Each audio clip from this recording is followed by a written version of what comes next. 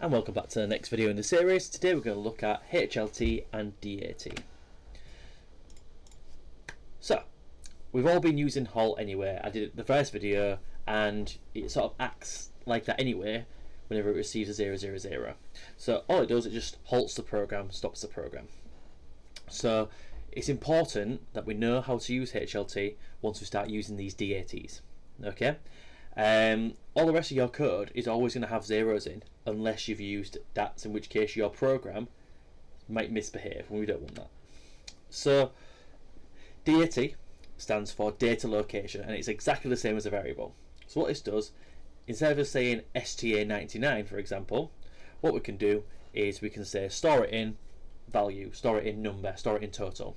Okay, so as you can see on the screen, I've got LDA value and I've got value DAT 50. Okay, so what I've done there is I've made a data location. Sorry, I've called it value and I've preloaded the value 50 into it. Now I don't have to do that. I could do an input and store value and it works exactly the same. Okay, so the value on the left hand side is a label. We then say it's a data location and then we say the value, whatever we want, and we don't have to do that.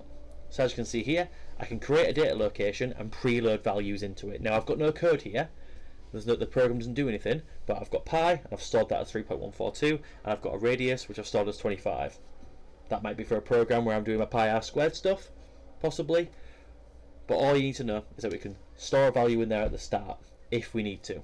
So it might be that that value starts counting from 100, or it might be that a certain value will determine how the program works later on. So it's really important that we understand that.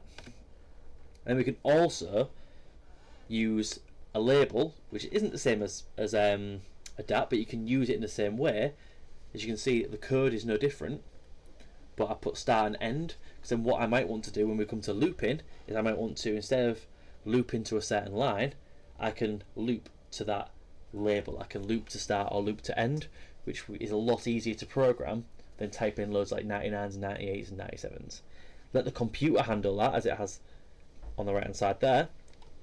It could be a case of your line numbers and all your DATs end up being 99, 98, 97, 96, and so on, and there's loads of numbers about, but the computer will keep track of that. We won't have to do that.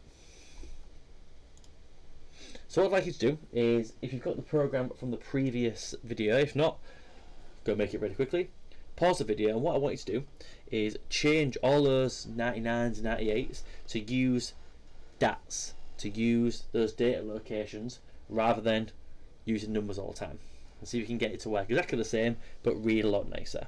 So pause the video and the answer will appear shortly.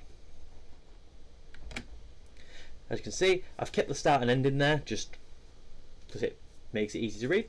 You see I put the end before those DATs, so that's the end of the program at that point. So then I input a number, store number 1, input a number, store that in number 2, input the third number, add that third number to number 1, add that total to number 2, and output the value, and I've got those two DATs at the end. So that is it, using DAT and using HLT. The next one, we're going to look at using branching, so that one gets a little bit more difficult, but I'll see you in the next one.